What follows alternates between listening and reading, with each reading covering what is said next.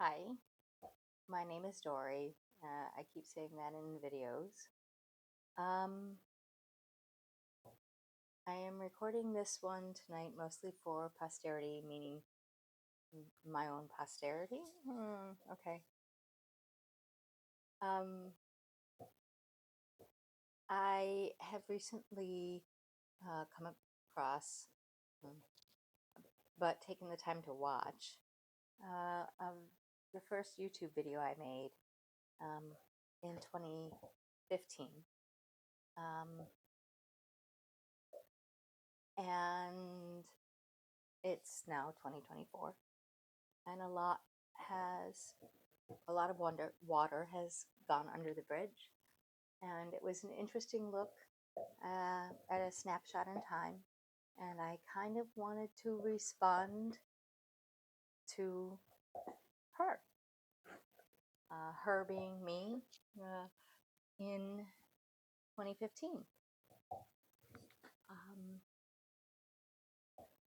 so the reason I made that video was it was the day before my anticipated last doctor's appointment before my bariatric surgery. Um, which was correct. That was actually what wound up happening. And it was interesting to see where I was at that point in life, and what I wish I had known, what I'm glad I didn't know. Um, and so, the first thing I wish I could tell myself from 9 years ago was how beautiful I thought she is. I see her beauty. I know that she felt like people didn't. And that was probably true in a lot of ways, and for a lot of people. And it was also very much not true in a lot of ways with a lot of people. The next thing I wish I could have told her, but luckily I knew it at the time. At least I was pretty certain about it. Go on with your bad self, because that's the third best decision I've ever made in my life. If you are somebody who is struggling with weight issues, if you are somebody who has considered doing bariatric surgery, um, do it. Do it, do it, do it. Start today if it is within your means to do. I know that 2024 landscape of weight loss and health journeys looks a whole lot different than it did even in 2015, which blows my mind to say. Hi, this is my dog Sandy. He's really sweet, and my other dog Buttercup is over here chomping on a bone. I know I have no light. That's too bad. Anyhow, do the weight loss surgery. It will not be what you think it is. It will be much harder and bring into question so much more than what did you eat for breakfast. But do it. Take a cookie from a new cookie jar, as they say. I had vertical sleeve gastrectomy in February of 2015. That video helped me out, make sure some of my remembrances are correct. So, for anyone who does watch this and wants to know stats, I am currently 53 years old. I had vertical sleeve gastrectomy surgery when I was 44. My highest weight that I know of was 374 pounds. I'm 5 feet tall. I think I recorded in that video what my BMI at the time was, but I don't really give a flying fuck right now. at any rate, so that's where, and I think the day that video was made, was maybe down around 330, 340. Pre-surgery, you have to lose a bunch of weight for safety concerns. So that's where I started 9 years ago and a few months. Last week, I went to the doctor. I am 135 pounds. My BMI, it's dangerously close to a quote-unquote healthy BMI. Being 5 feet tall, they want me to weigh nothing. I think the top weight limit for in the healthy BMI is like 120 or 125. Anyhow, I never imagined ever that I would be in this body.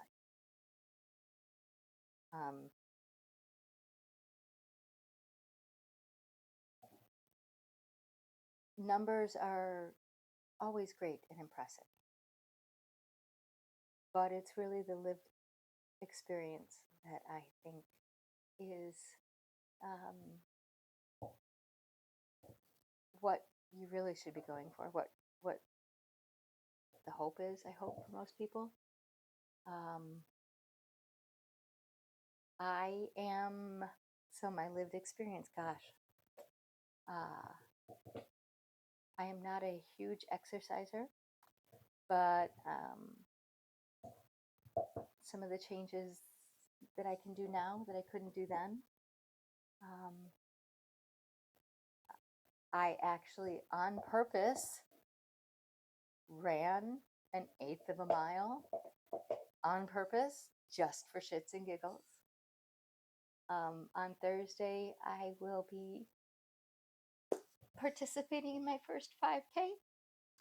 And I'm really hoping I don't die because it's July in Michigan and it's hot and it's humid and it's steamy and I'm 53 years old. And I don't want to die in front of my students in the middle of the field on a sunny Thursday afternoon. Anyhow, but yeah. So, because I don't want to die, I've actually been, kind of working towards it. And I now know that I can walk 3.5 miles at my own pace and enjoy it. Because that's really all I care about is I want to enjoy it. I don't want to be worrying about sweating and anyhow. But so I can go out and walk 3.5, 5 miles in a day and enjoy it. In 2015, I could barely make it through a full work day of teaching, which, by the way, is a lot on your feet. But I had so many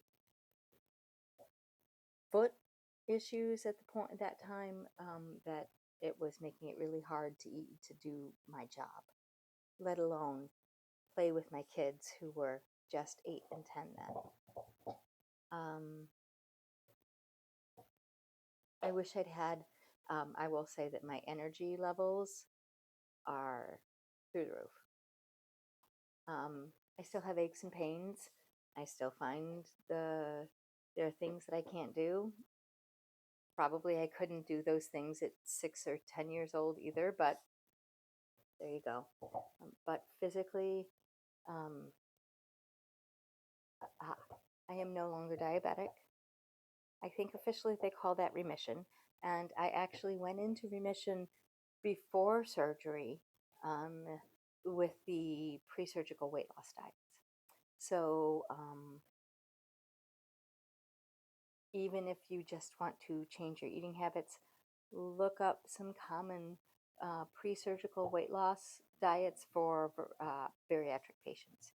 you'll find some pretty good um, guidance in terms of macronutrients.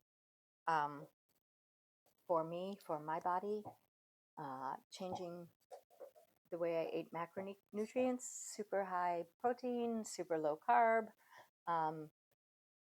actually quelled the diabetes before surgery. And now I am officially completely cured or in remission, whatever. But not a diabetic. My blood pressure is like 120 over 70 or 120, I don't know. Anyhow, it's totally good and fine. All of my typical markers, blood pressure, glucose numbers, all that stuff are great. So I am 53 years old and stupidly, ridiculously physically healthy, which is fantastic. And I am so grateful. I didn't share on that video that what prompted the surgery. I think I shared that what prompted me to finally pull the lever, in addition to having it become available to me with medical insurance and stuff. In the United States, medical insurance and what it will and won't cover is often a barrier to myriad medical treatments. I'm sure that's probably the case in most of the world. However, it became available to me through my insurance at the time, and that coincided with my finding out I was a diabetic. What I didn't share at the time was that my own mother passed away when she was 59 years old. I was 20, of combination of cardiomyopathy, arteriosclerosis, and a few heart attacks that back in 1991, the first couple got missed because welcome to being a female. At any rate, so I had lost my mom when I was 20. She had been a diabetic all of my life.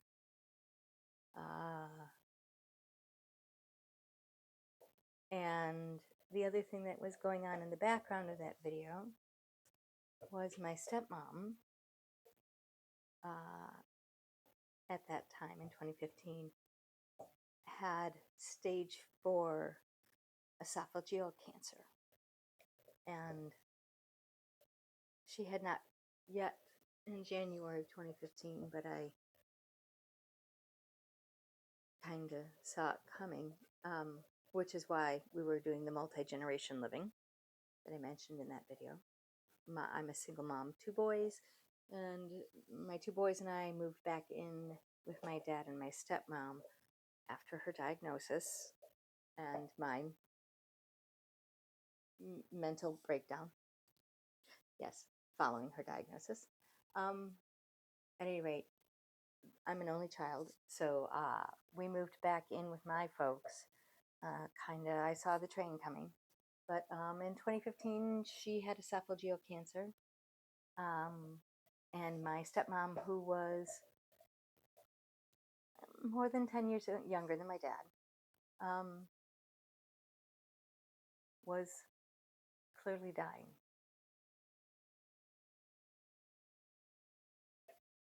And I had these 2 beautiful little boys, and I was a single mom. And my dad and my stepmom, primarily my stepmom, had always been my safety lever, my backup, my in case something happens to me.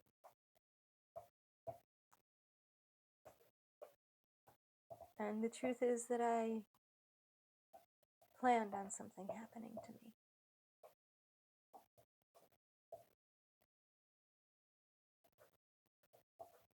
My mom died when she was 59. Her younger sister died in her early 50s. Women in my family didn't live a long time. And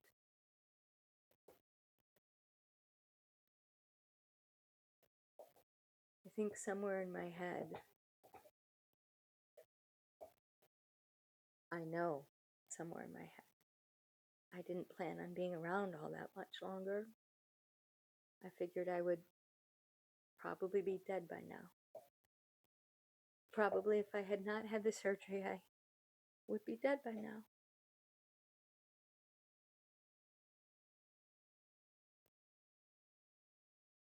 And when my stepmom was clearly no longer a safety option, and oh, by the way, your luck has run out, you have diabetes.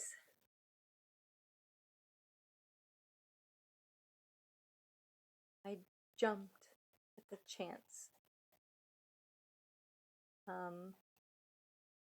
And I'm glad I did. I'm so glad I did.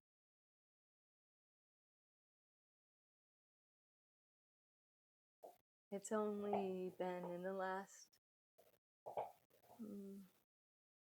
6 months that I've been able to verbalize that.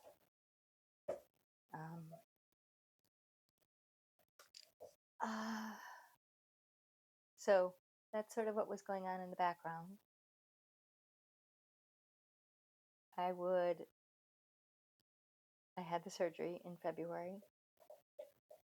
My stepmom finally stopped pursuing treatment. Gosh, it must have been April of 2015. And she went on home hospice, which for us in that particular agency meant that she completely stayed at home, and a visiting hospice nurse came and monitored her, was available for emergencies, or excuse me, kind of emergencies, but was available for consult for medicine, that kind of stuff. Hospice was very helpful. It was not the kind of help that we thought we were getting, my dad and I, and definitely not the help that we needed.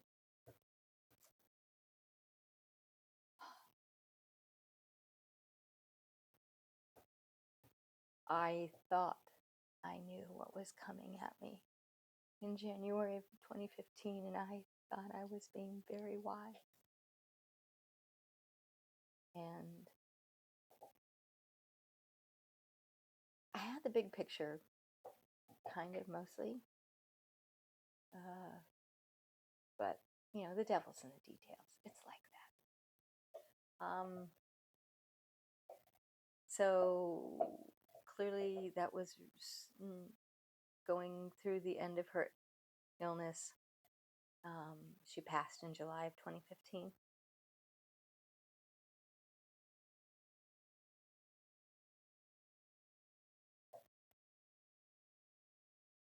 And going through that was both a very special, sacred time for me and my family, I think, for me. And also a kind of hard I don't wish on anybody else. Unfortunately, that kind of hard is a little in the cards for most of us.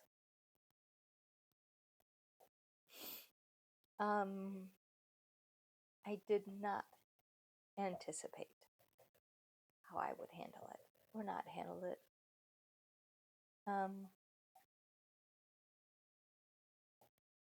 One of the little catch-22 side effects that happens with bariatric surgery, in case you don't know this, and oftentimes people do not tell you this expressly and explicitly enough, is the danger of replacement addiction. I'm sorry, it's true, and here's how I fucking know. So yeah, By Christmas, I realized I had a drinking problem. By Christmas of 2015. And I started to try to get help handling it myself. Didn't want to talk about the grief. Didn't want to talk about how I was adjusting to my new role as chief, yeah, as the lady of the house. We'll go with that. An old-fashioned term. At any rate, nope, I didn't. But I recognized I had the problem, and I wrestled with it for a while until I couldn't, and I was powerless. So I managed to replace my food issues with alcohol. I can look back on all of that and say, I'm a person who wants to taste everything, experience everything. I want to feel all the textures. I want to hear all the sounds. I want to lick all the brains. Well, when you can no longer do the sampler because your stomach only, at particularly that first year after bariatric surgery, you're eating tiny amounts, and if you eat more than that, you pay a physical price. You puke, it hurts, you get into sugar dumps where you start profusely sweating and shaking. It's so you fuck around and find out maybe once or twice, and then you don't do that. So as a person who wants all of the things and all of the flavors and all of the textures and all of them, not just all of it, I can't put it in my mouth now. I found a new way to put it in my mouth. Maple flavored bourbon is the work of the devil. Kidding, don't quite believe that. But yes, that was, I jokingly say that was my entry point, but is what I felt comfortable buying a lot of for a long time until I expanded my horizons.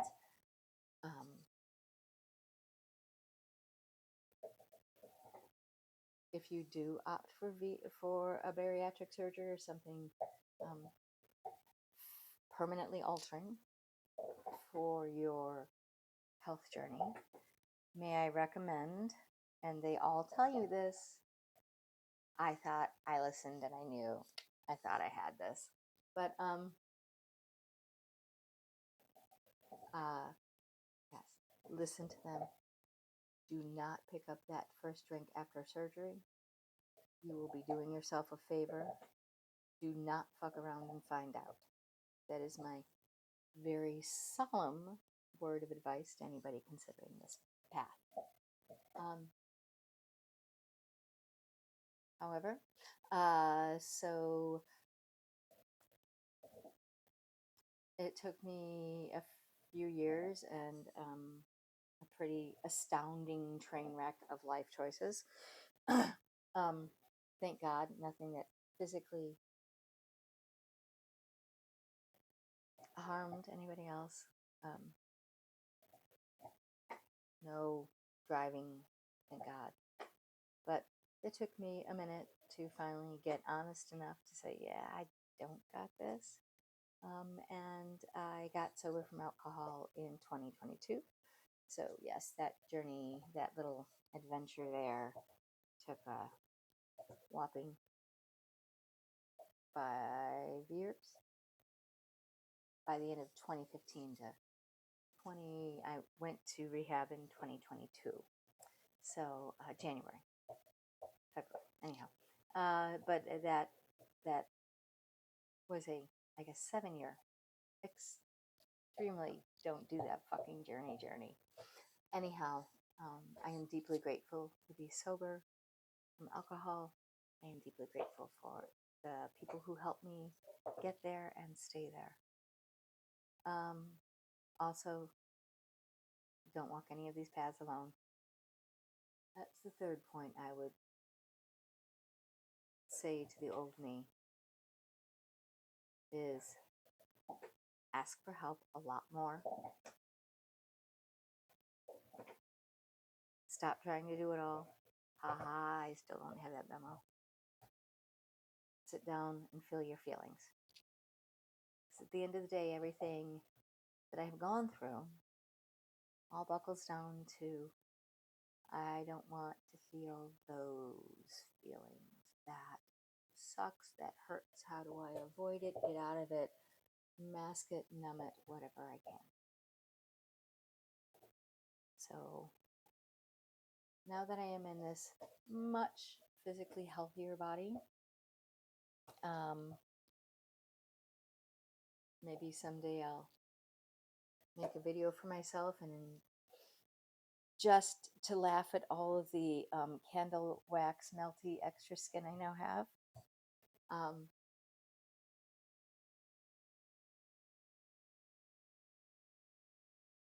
My body is so far from looking the way I hoped, I wanted, I expected.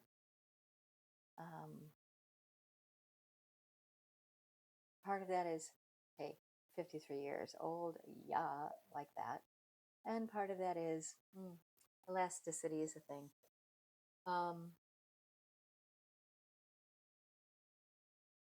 And in some ways,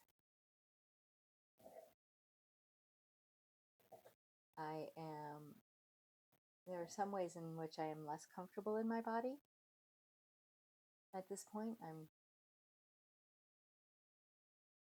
definitely actually more self-conscious in when showing more skin. I mean, some parts I'm okay with, and it doesn't matter. And mostly I don't care. But there are some things that I feel self-conscious about more than I ever did, ironically, when I was 375 pounds. That I am now. So in some ways, like aesthetically, I like my body a lot less. It's just not the aesthetic I would have chosen, right? However, I love her so much more. And I don't even know how to put this in words. I wish I could. But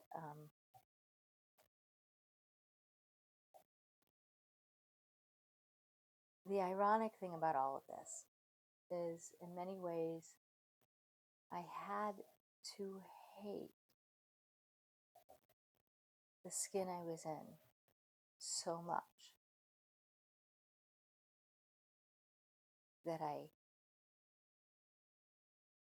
so I could finally learn to love her.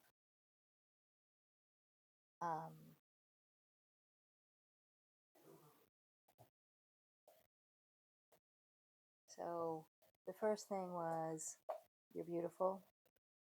The second thing that I wanted to say was, you got this, you're totally on the right track.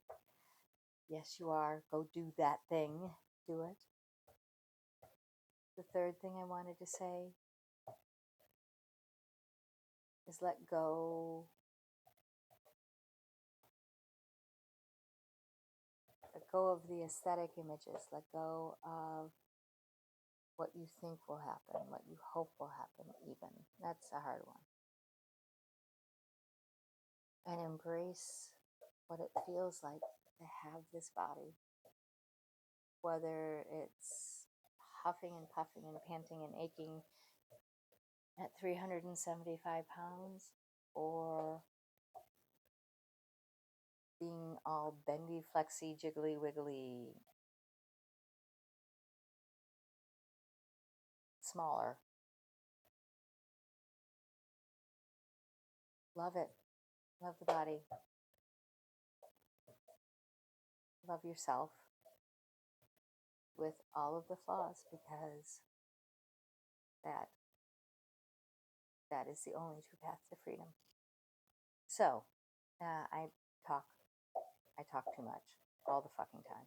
Anyhow, but I'm going to leave breadcrumbs for myself, maybe 9 years in the future, and we'll see what happens. Thank you for letting me record.